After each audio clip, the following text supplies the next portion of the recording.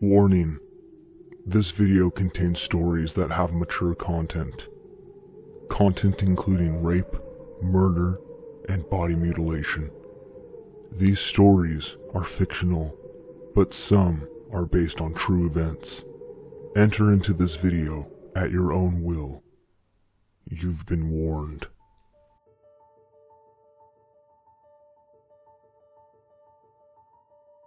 I was in a short relationship when I was 30. It only lasted about 2 months. His name was Mark. I called it off because he was very jealous.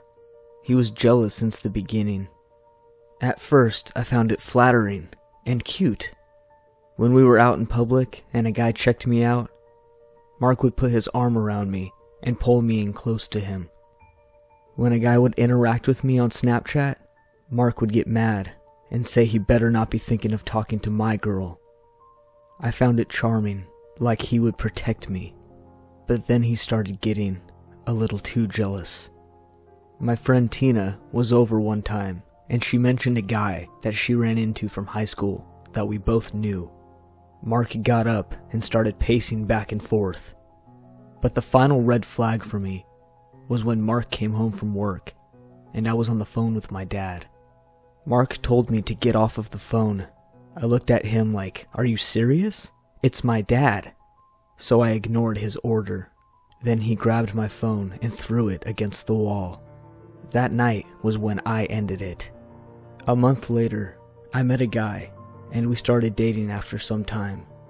His name was Brett. He was a very outgoing guy. Tons of tattoos and piercings. He even had his dick pierced.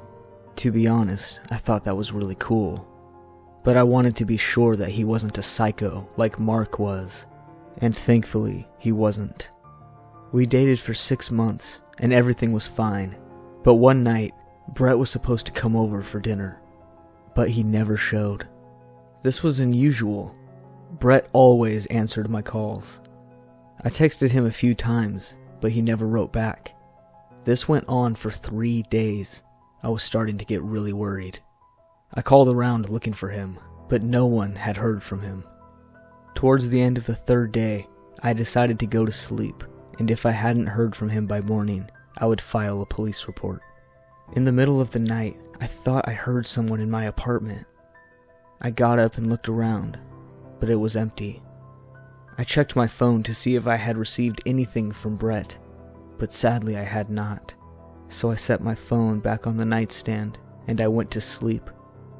I woke up the next morning, reached over to my nightstand to grab my phone, but it wasn't there.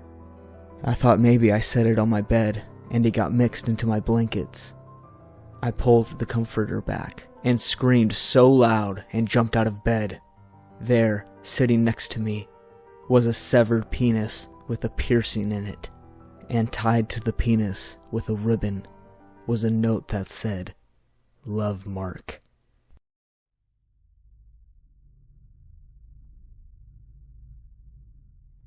I experienced a horrible situation in my early 40s. I was dating a man who was very controlling.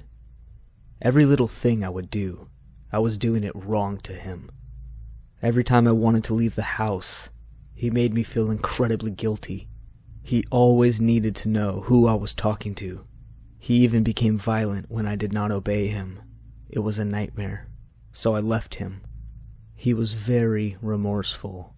He apologized and promised he would change, but I wasn't buying it.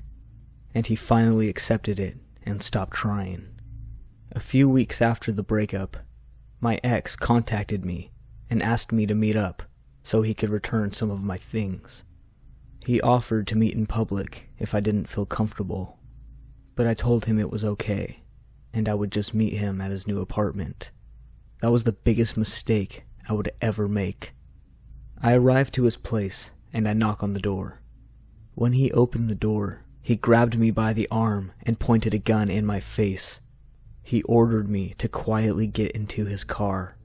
He blindfolded me and drove me to some random location.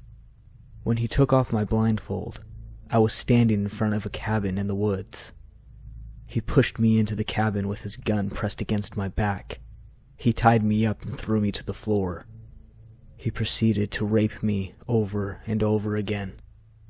Every time he finished, he would tell me that we were going to be together forever. After a week of being held captive by my ex, he blindfolded me again and ordered me into his car. I felt the car come to a stop after driving for about an hour. He removed my blindfold and we were parked in front of a jewelry store. He undid my ties around my hands and he told me what the plan was. We were going to buy a ring and he was going to make me marry him, and if I didn't go with the plan, he was going to kill me. We entered the store and approached the jeweler.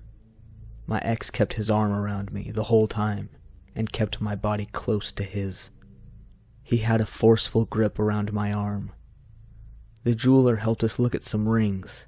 He kept asking us questions about how long we've been together and details about our relationship. I could tell that the jeweler was feeling suspicious, and my ex could tell too. So he grabbed me and politely said that we had to think over our options, and he turned us to leave the store. He shoved me back into the car and warned me not to make a move or he would blow my brains out. He started up the car and put it in reverse.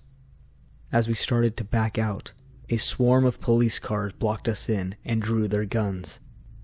My ex was arrested, and I was informed that the jeweler pressed a silent alarm button while we were in the store. That jeweler saved my life.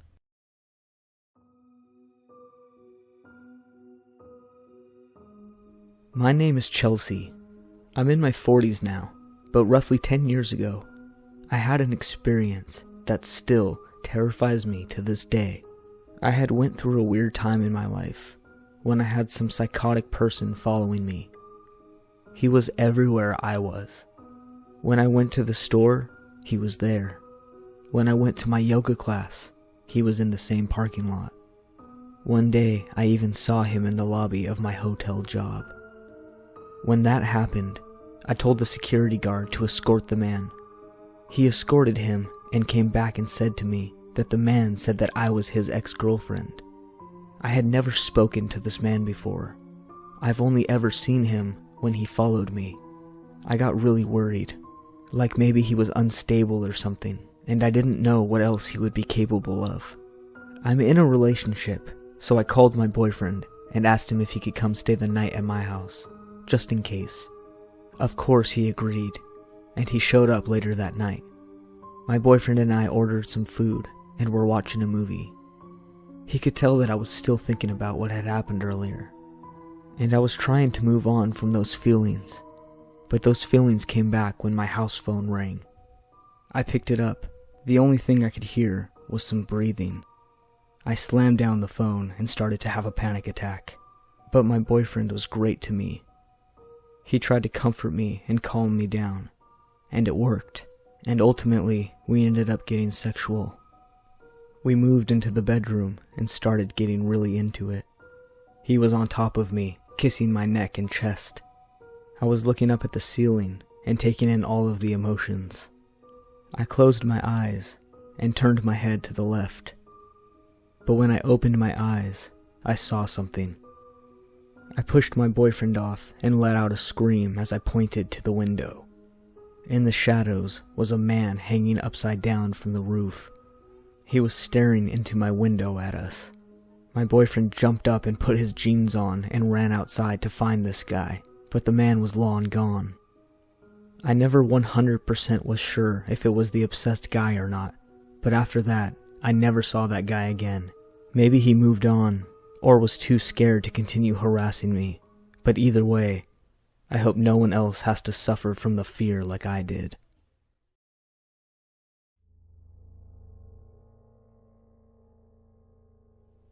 In my late 20s, I was dating this man who in the beginning of our relationship was super nice, but he had an anger problem.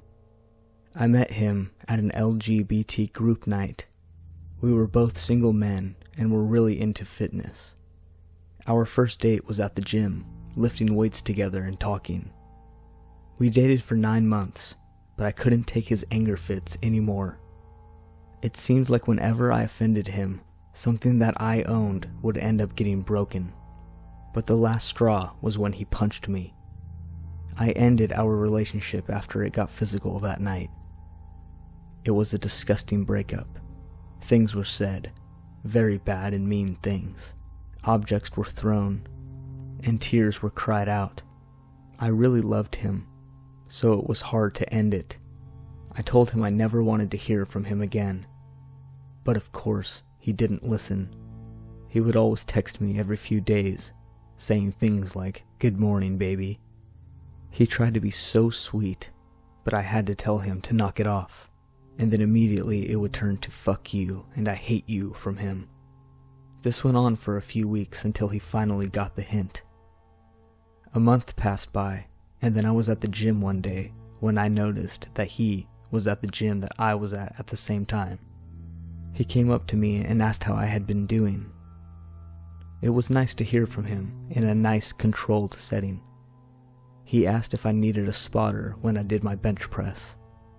I figured this was okay, so I said yeah, that would be great. I lay down on the bench and did a few reps at low weight. And once I did a few sets, I put on my max weight.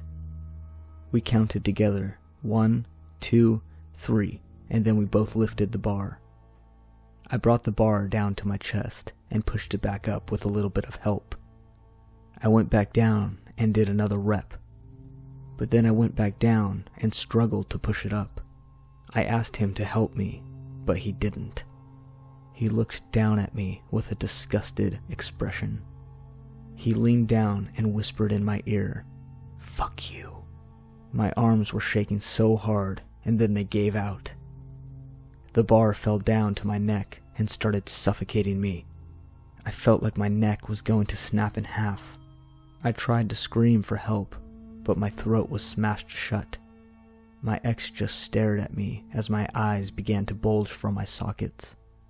And then suddenly, the bar was lifted off of me by some guys. They asked if I was okay, and then turned to my ex and started cussing him out. One of the guys called 911 on him and accused him of attempted murder. My ex denied it, but there were plenty of witnesses around and plenty of cameras. I guess the lesson learned was to never let your ex spot you.